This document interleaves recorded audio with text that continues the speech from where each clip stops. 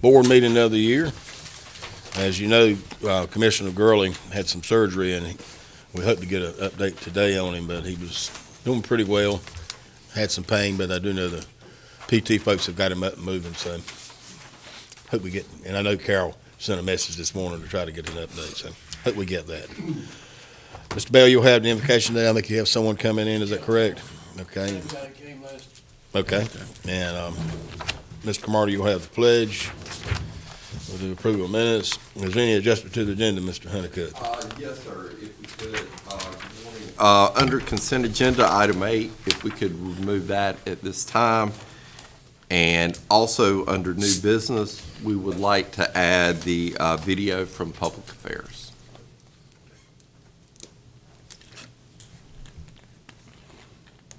What was that, add what? Video from Public Affairs. Okay. Getting ready for their Oscar presentations. Yes, sir. I'll be available for autographs and pictures towards the end of the meeting. I did see it on Facebook And it will be yesterday. $5 a piece. So just I brought it as an eggs. Okay, anything from the commissioners? Need to add it? We got some special presentations this morning. We got Faith, is it Kinch? Is that how she pronounced that? And I think Mr. Aycock wants to read that one. And then we got the resolution for the birthday of Mr. George Poole for 90 years birthday and 67 years of marriage. He deserves a plaque for that. And then we have retirement plaques for Sylvia Chapman and Mary Carr. And when we do this, we'll all step down to do that. And then we'll have public comments. We do have some appointments. Is that correct? We do. Okay. If I can find them. All right. Then we've got the veterans exclusion and tax exclusions. Anybody need to take a look at that? Or they looked okay the other day. Budget amendments. First, Yeah, we do. the first two budget amendments are grouped together. These are similar, number 170 and 204 for the sheriff's office. These are appropriations for receipt of controlled substance monies. On page 25, number 184 for the detention center, requesting to appropriate $100,000 for safekeeping for Central Prison. This is mandated for inmates who are high risk or have major medical issues. Our numbers out there have decreased though, so we hope that cost will go down But accordingly. we do still have one that's pretty expensive, I understand. For the sheriff's office, we have a budget amendment to anticipate and appropriate $2,944.20 in insurance proceeds. For the library, we're requesting to appropriate fund balance in the amount of $24,785 to allocate additional funds for the security officers' part-time help out there. Questions? We had questions during the agenda meeting, so you might want to expand on that. I've had a conversation with Donna about this and looking at different options. So we're going to look at different options moving forward on budget as well. Because this figure is in addition to what was budgeted already, is that correct? Yes, sir. This will get us to the end of the year. Yes, sir. Which is right around the corner. Okay. We increased security, is that correct? Well, I I can't think we're remember actually now having more officers being able to fill shifts. That's what it was. Right, because I think in the past, Goldsboro had been short on being able to fill that commitment, but now with their additional staffing, they're able to fill the shifts. And we budgeted based upon last year's expenditure. Mr. Chairman? Yes. That's what I understand. We've been having a hit and miss thing as far as getting security. It's been up and down, and now it's pretty well settled out. I mean, we got to have security at that library, so. And I've asked Donna to start keeping up with incidents and those type things as well. So, so especially when we get towards the budget, to make sure that this is a justifiable expense. Moving on. Okay. We have another one for the library. This is an additional $6,000 for the Smart Start grant that they have received, and this will assist with a temporary employee to help with the Reed Wayne program. For 4-H, they are requesting to reallocate $8,891 for the prevention grant, and this is just a correction within the grant line item of where those monies are going to be spent. For the sheriff's office, requesting to appropriate $20,971.87 for the receipt of seized property monies. This is the federal forfeiture program. For the Maxwell Center, requesting to reallocate $16,100 from extra help to temporary help. This is due to the fact that they are having a difficult time retaining regular part-time employees, so they're having to use a staffing agency to assist with that. We're still staying in our budget, though, correct? Even with doing that? I'm sorry? Even with this increase, we're still staying within our budget? Oh, yes, sir. This is this is just coming from one line item to another. Okay. Yes, sir. Just want to be sure. This is really a good budget amendment. I mean, it's good that they're needing, Yes, sir. It is. They've been, and especially the next one really shows as well. Well, it's kind of a reflection, too, of how low the unemployment rate is, and there's just not enough people out there to fill those kind of jobs. Yes, sir. Very much. For the Maxwell Center, we are requesting to anticipate and appropriate an additional $12,500 for the purchase of alcohol, and as you can see, this is offset by over-collected revenues in those line items as well. For the detention center, I've grouped together number 213 and 229, that's pages 33 and 34. These are both cleanup of the salaries line items in the detention and sheriff's office to separate out the overtime line items so that we can have a little bit more detail on those during budget time and anytime you have reports. So I'm going to skip to page 35. This is for the staff attorney's office, requesting to anticipate and appropriate $10,000. That office has over-collected on their revenues, and we also need to appropriate that over-collection to some expenditure line items. And we like seeing that. Where did you skip to? I'm sorry. 35. To page 35. Okay. Number 33 and 4 were grouped together. They were similar budget amendments.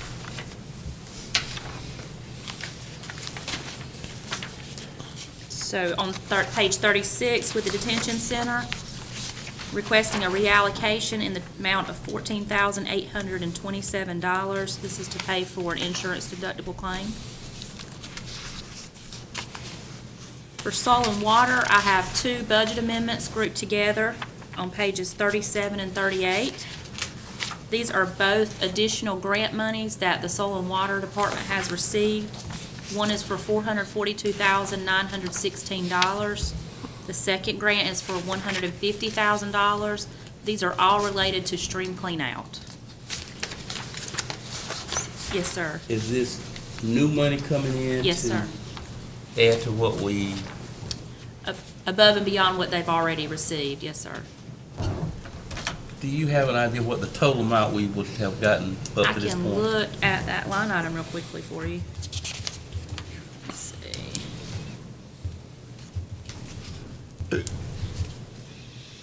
Mr. Honeycutt, Yes, sir. this, like she said, this is above and beyond what they had already received for stream clean out? This is still part of the, there was a second phase with the Golden Leaf, yes, sir.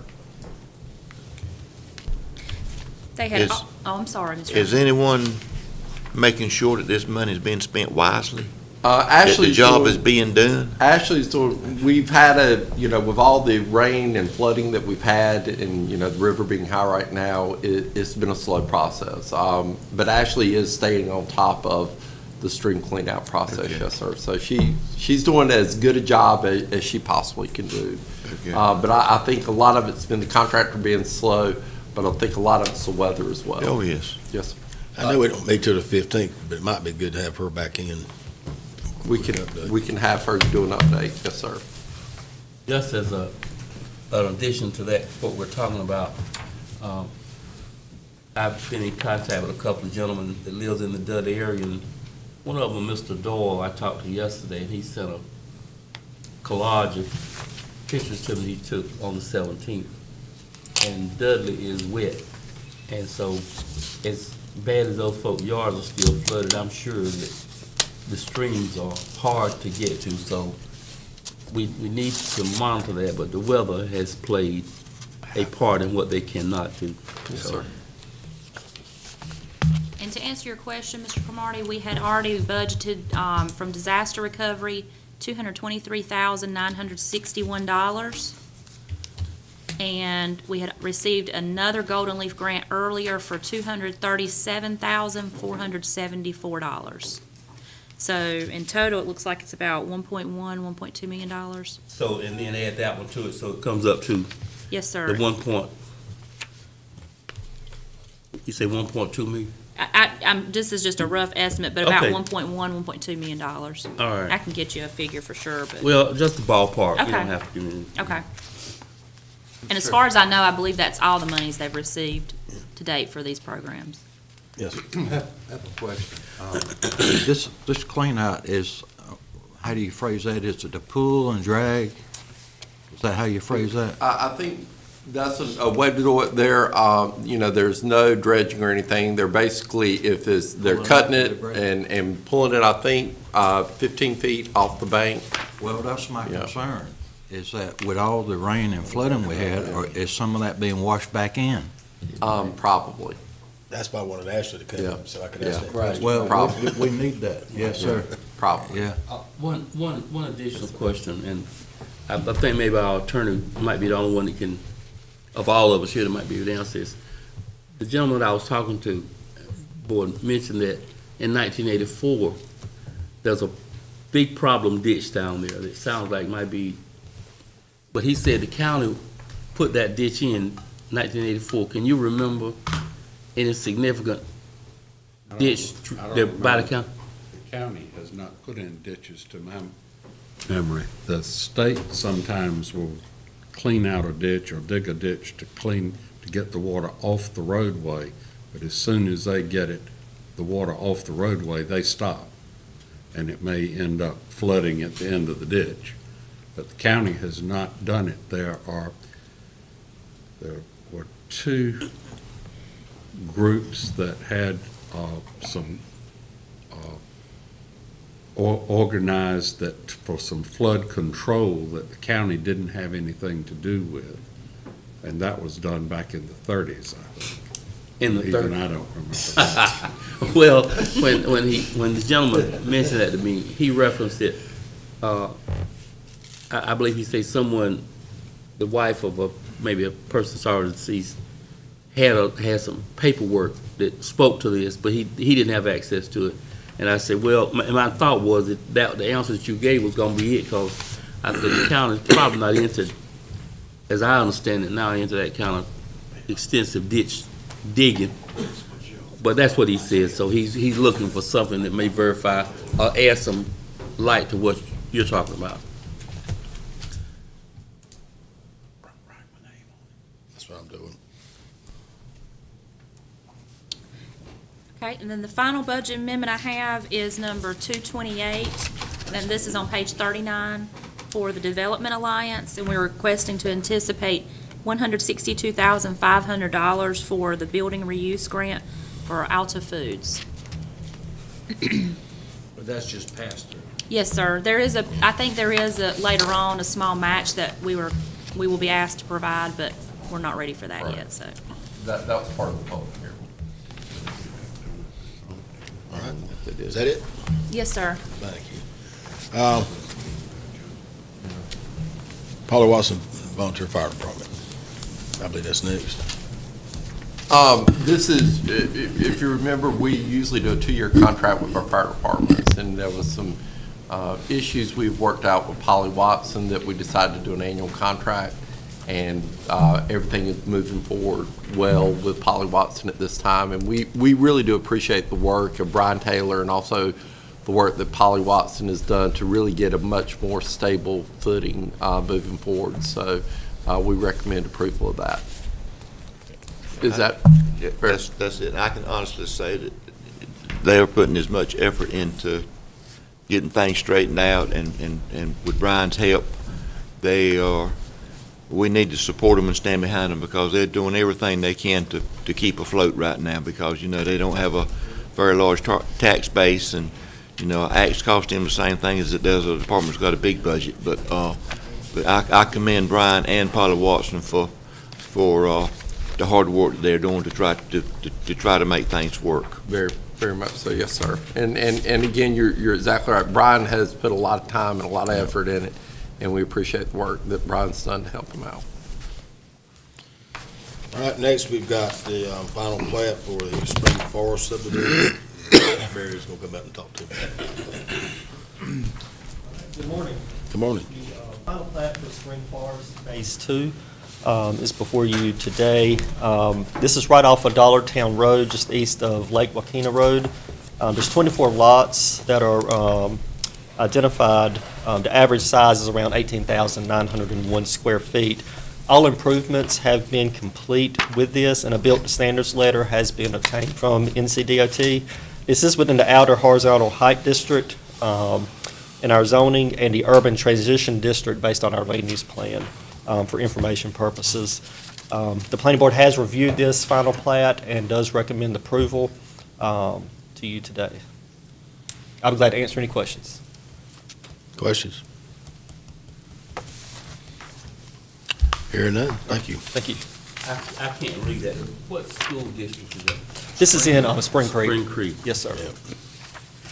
Spring Creek. Yep. Thanks, sir. Thank you. All right, let's move on to my MHC truck leasing approval refund. Vehicles were listed in ERA, and there's been a release requested and recommended by our tax administrator of $7,907.58. Maybe we just hate to give up anything. Right, that, I agree.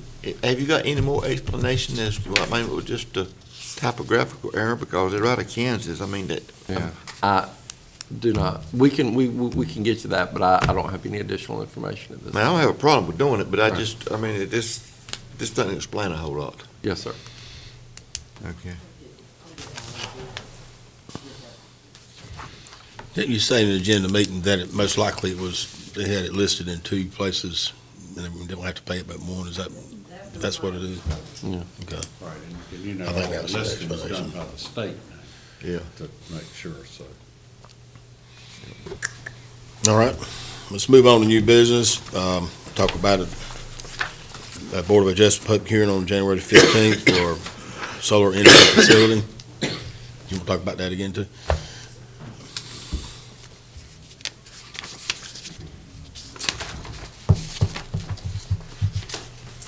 And we're just going for the Board of Adjustment and make the motion to have the hearing, is that correct? That's right. That's all we're asking. Yes, sir.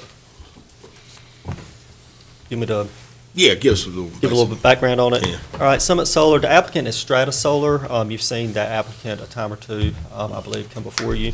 Property owners Joyce and Everett Coates. This site is located right on Everett Road, which is just off of Old Mount Olive Highway. It is within the air control surface area with Seymour Johnson Air Force Base. We do have their comments, which have come back that said basically there's no impact on them.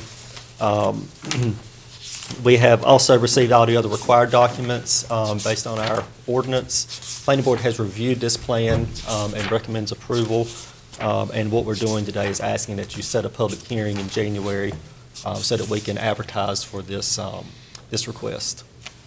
I know this is not the public hearing, but that's right at the end of the Mount Olive runway too, isn't it? It Right is. beside it. They did a solar glare analysis for the Mount Olive Airport as well, which came back with no impact. We've sent that information to the town as well as to the airport itself.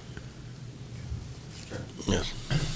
Oh, but we still, are they still using the non-reflective panels in these areas, or is that on a volunteer basis? Right. As far as I know with this site, they're not, they're the non-reflective. And that basically, that's what that solar glare analysis is. They've done one for the Mount Olive Airport and for Seymour Johnson, and that looks at that solar glare. And both of those studies have come back, and the engineers for Seymour Johnson have reviewed it and come back and said that there's no glare that will impact any sort of aircraft in the area. So, Okay. Other questions? Thank you, Barry. okay, thank you. Let's see, and after that, we'll have The executive report, TIP project list. Yes, sir. You have a list of 17 projects that have been recommended by the Airport Commission to be included on the Transportation Improvement Program for the state, and they are ranked in priority needs and requests, and it needs a approval by the Board of Commissioners. This has been unanimously looked at and voted on by the Airport Commission. Any comment, Mr. Butler? Well, I do want to note that, as you are aware, we're a little bit at a deficit in regards to our fire protection water line. And so that is why that has been moved to number one, trying to regain some of those dollars. Other than that, Okay, after that, we'll have the public affairs video, then, of course, the comments and reports. And we do need to go in closed session this morning. Is that correct, Mr. Counsel? Yes, sir, to discuss matters relating to the location or expansion of industries of business, to consult with attorneys to preserve the attorney-client privilege, and to consider the competence and performance of public officers. Is there a motion to go in closed session? Got a motion on the floor. Is there any discussion? All those in favor, please raise your right hand. We're in closed session.